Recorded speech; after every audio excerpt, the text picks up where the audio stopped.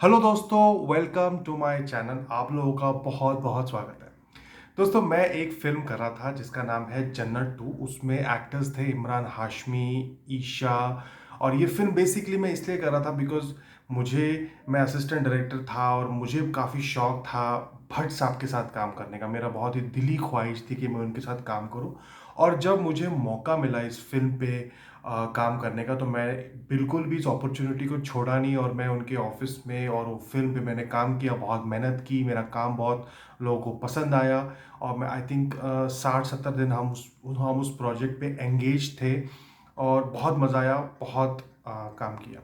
अब दोस्तों, उस फिल्म में एक छोटा सा एक इंसिडेंस है जो मैं आपके साथ शेयर करना चाहता हूँ। और ये मेरी ज़िंदगी का one of the assistant directors की जो ज़िंदगी थी मेरी, उसमें सबसे one of the most toughest days था मेरी लाइफ का। तो एक्सपीरियंस क्या है, लेट्स स्टार्ट शेयरिंग। दोस्तों, हम लोग शूटिंग कर रहे थे गुड़गांव, दिल्ली के पास एक छोटा सा शहर है गुड़गांव। वहाँ पर इसकी फिल्म की शूटिंग हो रही थी और वहाँ पर एक बहुत ही लंबी बिल्डिंग थी, जो बहुत ही लंबी थी, मतलब 30-35 या 40 फ्लोर की कोई बिल्डिंग थी, या पता नहीं उससे ज़्यादा भी थी।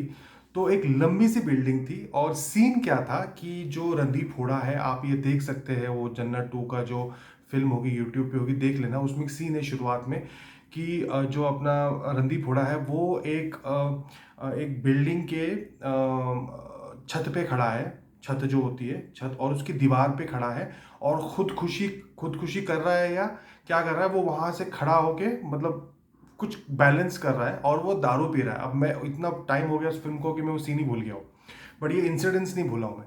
तो अब वो भाई साहब वो टेरेस की जो दीवार थी उस पे खड़े होते ये सीन था। और उनके हाथ पे दारू है और वो दारू पी के ऐसे हिल रहे, और वो सीन है बेसिकली। अब दोस्तों, क्या होता है कि जब भी ये सीन करना होता है तो सबसे पहले उसकी लाइटिंग करनी पड़ेगी, बट ऑब्वियस आप ऐसे तो शूट करोगे नहीं।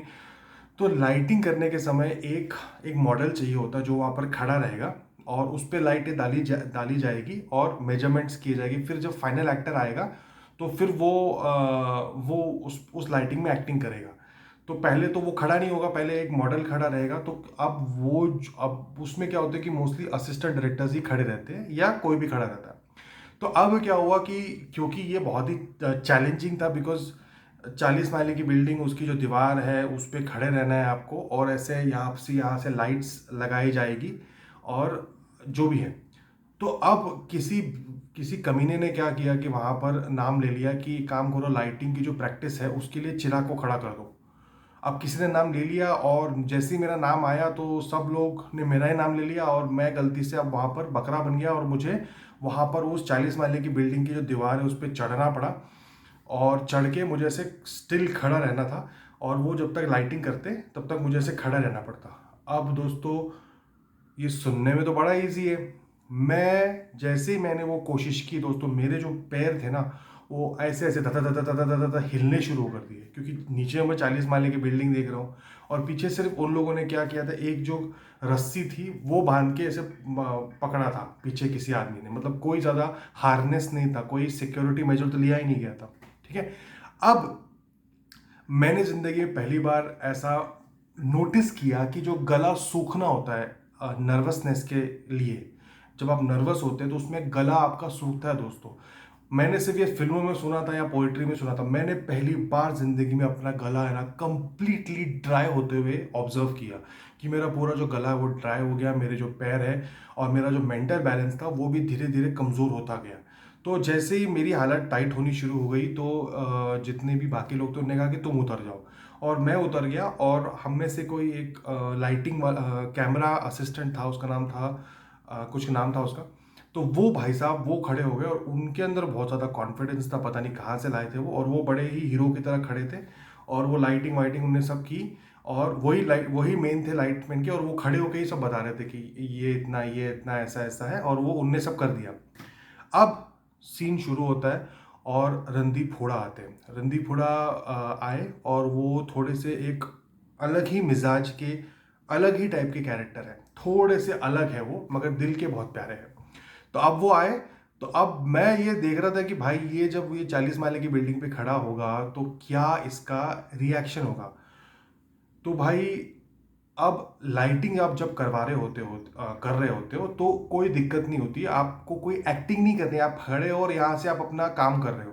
मगर जब एक्टिंग करनी होती है दोस्तों, तो आपको भूल जाना पड़ता है कि आपके इर्द गिर्द क्या है और आपको उस कैरेक्टर में रहना था। अब आपको कैरेक्टर में भी रहना है और आपको उस जगह पर खड़ा भी होना है, तो वो बिल्कुल भी आसान काम नहीं है। आप खुद भी सोचिए ना दोस्तों, आपको एक्टिंग भी करनी है, आपके हाथ में दारू की बोतल भी है, आप पी भी रहे हो, आप एक्टिंग भी कर रहे हो, आप हिल भी रहे हो, और आपको खड़े होना है वो 40 माले की बिल्डिंग पे, उसके जो दीवार है उस पर आपको खड़े होना है, सामने आपको पूरी वो गुड़गांव दिख रहा है।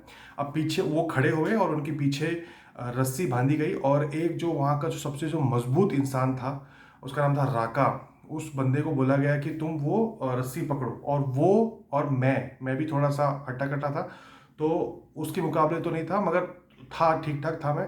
तो मैंने भी वो रस्सी पकड़ी और उसने भी पकड़ी, और शायद एक और किसी आदमी ने रस्सी पकड़ी होगी, हम रस्सी पकड़ के बैठे हुए और वो भाई साहब वहाँ पर खड़े हुए।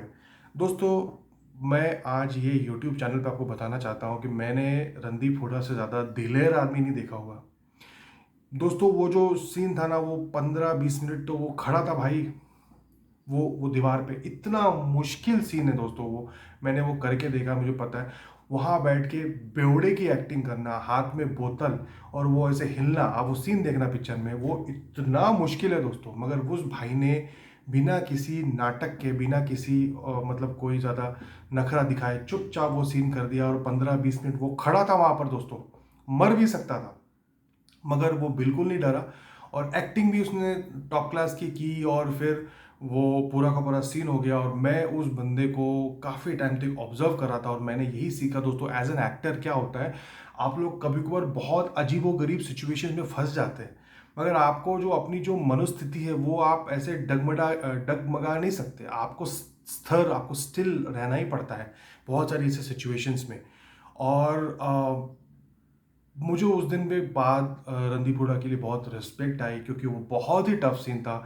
और भगवान, मतलब एक एक क्या बोलते हैं, एक मैंने 5 मिनट पहले वही काम किया था और अब वो कर रहा है, तो मुझे पता है कि क्या, किस तरह का तकलीफ, किस तरह की दर्द होती है। तो मुझे वो समझ में आ गया, और मैंने तो भाई हाथ जोड़ ली, क्योंकि मुझे हाइट से बहुत डर है। मुझे तो अब 1 माले की बिल्डिंग में भी खड़ा करेगा, वहाँ खड़े के तो भी मैं डर जाऊँगा। 40 माले की बिल्डिंग तो मेरे तो बस का ही नहीं है भाई।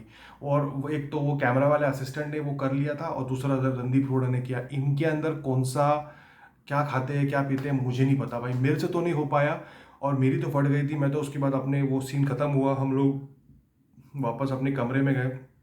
दिल्ली में कहीं ठहरे हुए थे हम, सेंट्रल दिल्ली में कहीं ठहरे थे किसी अच्छी होटल में। मैं वापस गए, और भाई मैंने अपना पानी वानी पिया, मैं सो गया। मेरे बाजू में एक और बंदा बैठा था, उसने मुझे बोला कि क्या हुआ, मैंने उसको पूरी बात बताई। उसने कोई बात नहीं यार, होता रहता है, तुम नहीं कर पा रहे, कोई दिक्कत नहीं है, इट्स ओके। तो दोस्तों, ये था वो दिन जहाँ पर मैंने काफ़ी कुछ सीखा, और मैंने आपके साथ शेयर किया। आई होप आप लोग, जितने भी लोग हैं जो जहाँ पर भी बैठा है, जो असिस्टेंट डायरेक्टर बनना चाहता है, तो आपको मैंने एक छोटा सा झलकी दी थी। इतना मुश्किल भी नहीं है, इतना आसान भी नहीं है, बट छोटी सी झलकी दी थी कि मेरे साथ क्या हो रहा था। तो आई होप दोस्तों आप लोगों को अच्छा लगे, और मेरे वीडियोस देखते रहिए। Thank you so much.